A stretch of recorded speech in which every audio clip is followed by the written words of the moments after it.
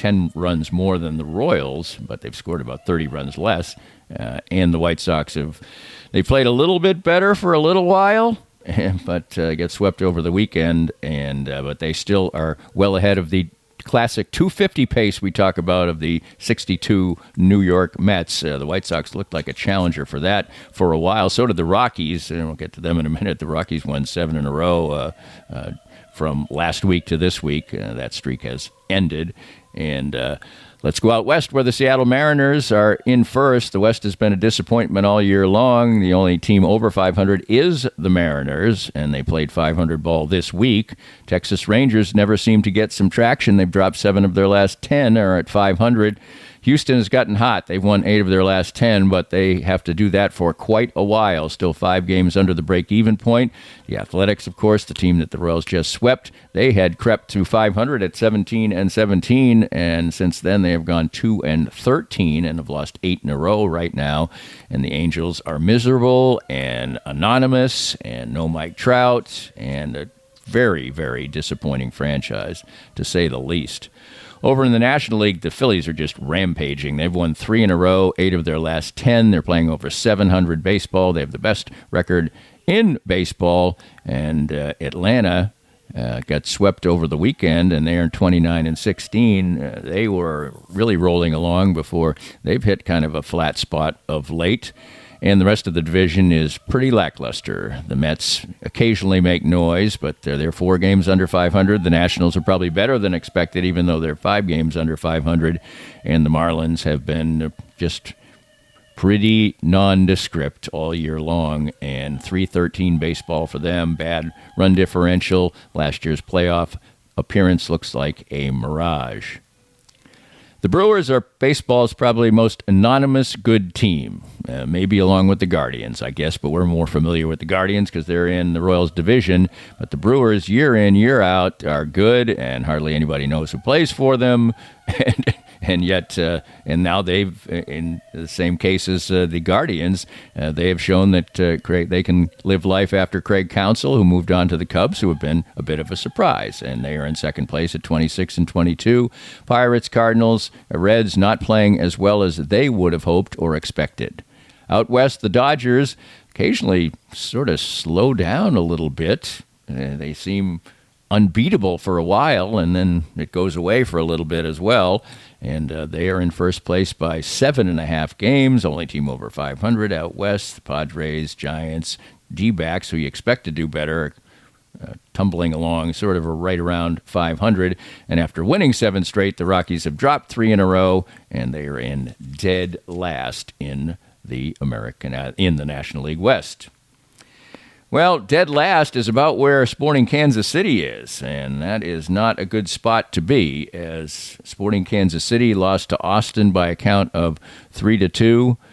They scored first in that game. Nice goal by Johnny Russell. That was his first goal of the season. But then 3 consecutive goals given up by Sporting Kansas City. They did get one late, but in the end fell by the count of 3-2. They've got a busy schedule coming up, including U.S. Open Cup play, which they will play tomorrow at Sporting Children's Mercy Park. But right now, disgruntlement has to be the real watchword. Peter Vermees had called out his team. He then praised their effort in the game, but still they lost, and they gave up 3 goals, and they're among the worst in all of MLS as far as the defensive record is concerned. Tim Melia who usually is pretty rock solid, even when the defense around him isn't good, had a howler of a mistake that led to a free goal for Austin FC. It's just not good right now for Sporting Kansas City, and they are now kind of getting themselves in the same position last year where they needed a gigantic rally to make the playoffs. Now the playoff field is so deep that Sporting Kansas City is still, a couple 3 wins in a row away from getting right back in there, but they are now 7 points out of a playoff spot after yet another disappointing evening of business. 3-2 down in Austin. 3 games in 10 days coming up for Sporting Kansas City. They need to get something going now. All the Current need to do is continue what they've been doing, which has been either win or draw. This time it was a draw, a little disappointing. They gave up a late goal, but they are having fun entertaining the crowds. It was a 3-all game at home at the current stadium, which I got to visit a couple of weeks back. It was really a nice spot to see the stadium, and I want to get out there for a game. Still haven't gotten to it, and I want to. And actually, I was at a birthday gathering on Saturday that was kind of in that area, and there were basically a group of about 10 people who were going to the current game, all decked out in their teal. And so a draw, maybe a little disappointing, but still undefeated for the Kansas City Current. That's the soccer good news here in Kansas City. We'll have a little bit of world soccer later on, but coming up next around the break, it will be Rick Amos, the tournament director of the Korn Ferry Tour event here in Kansas City, and we'll talk to him about the amazing, amazing weekend that he had. And that story is really, really cool, and we'll tell it next with Rick Amos. He was our Kansas City profile a couple of weeks back, previewing that particular event, and he got all he could have wanted and more. We'll talk to him next and wrap up the rest of the sports coming up next as we bring you Monday Musings, Danny and Friends Sports Wrap, presented by ASFCA. More of Danny's Reasonably Irreverent podcast after this. We're here at the 23rd Street Brewery with Matt Llewellyn. And Matt, basketball's over, football's still a few months away, but there's always fun to be had at the 23rd Street Brewery. Absolutely. We've always got something going on here. The games are always going on. It's a great place to come enjoy everything out on the patio. Beautiful scenery out there. Great beer. I've got a great brewer, great food. It's always fun here at the brewery. And the atmosphere is great and friendly and warm, too. We always want to make sure you're a lot happier when you leave than you were when you came in. Always fun here at the 23rd Street Brewery at 23rd and Castle. Make sure to come by when you're in Lawrence. Cinematic Visions has been an affordable solution for professional media production in Kansas City since 2003, offering award-winning video production and creation, as well as a wide array of digital and social media management services. From planning, scripting, filming, editing, and post-production, to delivering your product to a watching world, Cinematic Visions will provide professional and affordable services for you and your business with the necessary return on investment to make it all worthwhile. Cinematic Visions' goal is to unlock the power of storytelling through video and a strong online presence for your company. Beyond the numbers, they want to inspire and evoke your clients to feel and act. Let my friends at Cinematic Visions embed your brand where it belongs, in your customers' minds. You can find them online at cinematicvisions.com or with a quick phone call at 816-600-6300. If you'd like to join these and other fine sponsors and market your business to Kansas City's #1 variety podcast, contact us at danny@dannyclinkscale.com. Look forward to working with you. Welcome back, and it's time now to have a lot of fun, which is what was had at Blue Hills Country Club over the weekend for the Korn Ferry Tour's Advent Health Championship. And I was out there yesterday. Unfortunately, I had another commitment, so I had to leave after actually touring the front nine with Harry Higgs at that time. And actually, till late in the tournament, it really didn't look like the local boy would make good. First of all, Rick, welcome. You made #2 on SportsCenter with Harry Higgs' holdout for Eagle. It was a great crowd and tremendous excitement out there, and you probably couldn't have asked for a better late scenario. Wow. How was that, man? Danny, that was unbelievable. You know, we were setting up on the 18th hole, getting ready for a trophy ceremony. Everybody kind of had knew that we were watching the leaderboard, and I was actually with the rules guys. And when Harry was getting ready to chip, the rules guys said that they came across the radio and said that Tanner Gore was over the green and was going to have a tough time saving par. Right before Harry chipped, we knew that Tanner had bogeyed. And so then Harry chips and it goes in, the crowds go wild, and all of a sudden we've got a tie, and now you know the rest of the story. What a day. Yeah, what a day indeed. And Tanner Gore did bogey the 17th, basically just about when Harry Higgs is walking up to his shot just off the green in what he described as a terrible lie.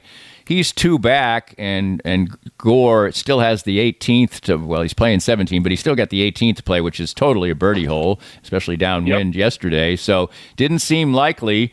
But Harry holes out. Just describe the scene. What we've seen the video, if you watch SportsCenter, of Harry celebrating and everything, but you can't really see the crowd there. Huge crowds out there. Champions Club was packed. Great crowds following Harry. Even on the front nine, there were hundreds of people following him. What was the scene like? Well, it's one of those that, you watch on TV and you watch at the majors, and the crowd when he hit that chip out of what he was self-described a horrible lie.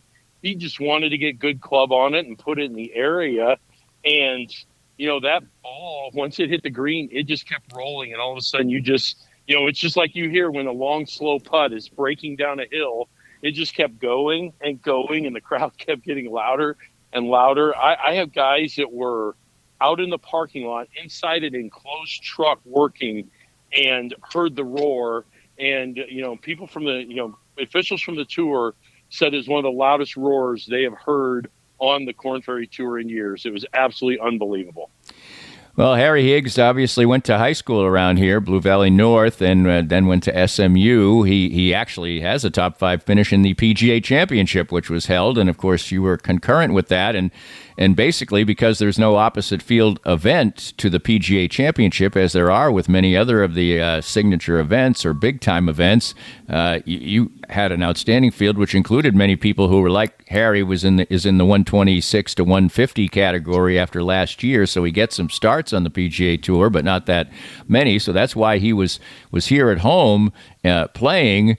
And usually you don't get a defending champion, but sometimes you can with maybe he doesn't qualify for the PGA Championship. I'm sure he wants that. This win just about confirms that he'll be on the PGA Tour next year. But also, Harry's just known as a fun-loving guy, became kind of a cult hero when he took his shirt off at the Phoenix tournament when he made a putt one time. And he's a big guy, smile on his face, easygoing. The fans love him. He's contributed a lot of money to a local charity. I mean, it's all wrapped up into one cool ball. Yeah, we really, Danny, we couldn't go wrong yesterday. Obviously, local kid winning hometown tournament is kind of for me as a tournament director, with the weather we had last week, everything was literally perfect anti-storm, no storms, but all the stars aligned, and it just couldn't be better. But, you feel for Tanner Gore, but what a great week for that young man and his, I believe, girlfriend. He Monday qualified into the event and darn near won from a Monday qualifier position, which doesn't happen a lot either. But it just shows you how good the talent is out there in golf. It does indeed, and he was sitting around at 162nd on the money list. Now he's 28th and has a real bona fide shot to pick up his card if he can keep playing well, and that's the story of this type of thing. But from your standpoint, this can only help, but talk about the growth of the tournament and how it has built over the last few years, especially with Advent Health and them taking over ownership of it and things like that. I mean, I can't imagine what the excitement level is for you looking ahead after this. Yeah, we've got, we've had over the last couple of years some what I would call off-season changes in ownership and leadership, and now we've got a full year to really take the momentum that was built this last week and just run with it. With Advent Health now the host organization for the tournament, and us not having to worry about any changes moving forward. We've got calls and appointments and people lined up that have already said, hey, we're back for next year. Give us a call as soon as possible so we can get it budgeted.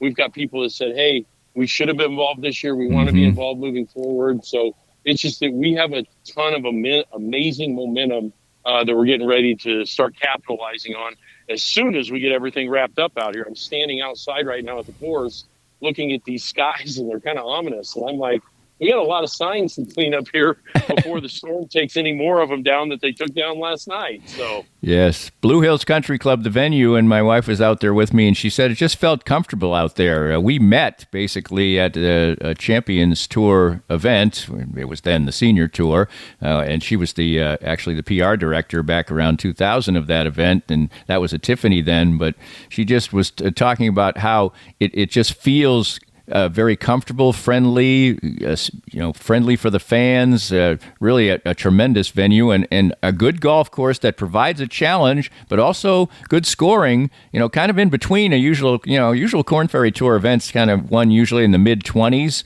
And this one, sure, 19 under's low, but the PGA Championship was lower. Right. It absolutely was. And, I think that the guys that were here this week will tell you that this was a very, very tough test. I mean, They did get to play preferred lie. You know, we're playing in May with Georgia Fair.